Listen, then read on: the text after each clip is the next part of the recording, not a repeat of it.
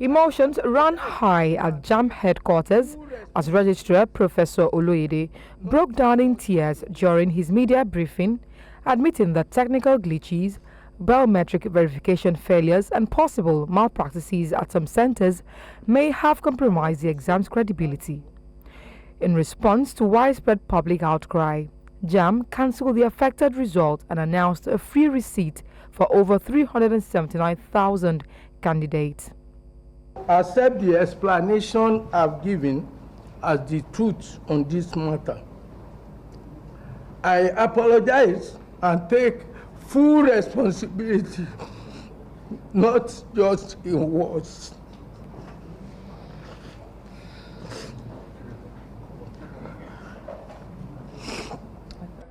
Across Nigeria, the news was met with shock and disappointment. Many students who excelled in mock exams received scores far below expectations. The psychological impact has been severe, with reports that one affected student took their own life. News Central spoke to some candidates who shared their distressing experiences.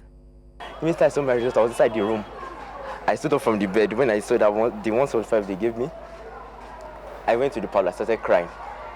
So when I started crying, my mom, she entered, she was not like, what's making me cry? I said, and I showed her the result. She was like, eh?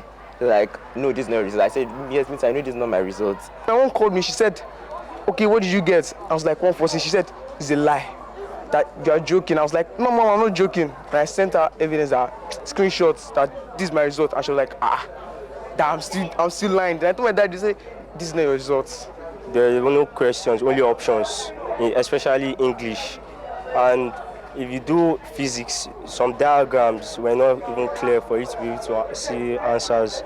For parents, the situation has triggered mixed reactions. While some praised JAMB's honesty, others expressed anger, calling for sanctions, compensation, and more than just a receipt.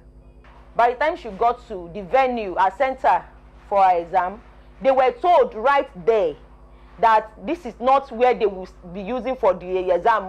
So each parent or whoever that follow them have to take another bus to another center.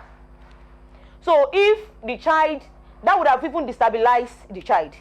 However, education experts say the alarmingly high failure rate reflects deeper systemic issues within Nigeria's educational system. Most schools do not get involved in the decision of JAMB, so they do not have the opportunity to coordinate the students effectively and making them cover syllabus. Such an attention they pay to WAEC and coverage, they don't pay similar attentions to JAMB. JAMB is not a tea party. JAMB is quite difficult, more difficult than WAEC, and not many students are being taught rightly. A lot of them, just get to know the basic things, but by the time they get to JAMB, they meet more difficult, questions, and that is why you see all these centers thriving.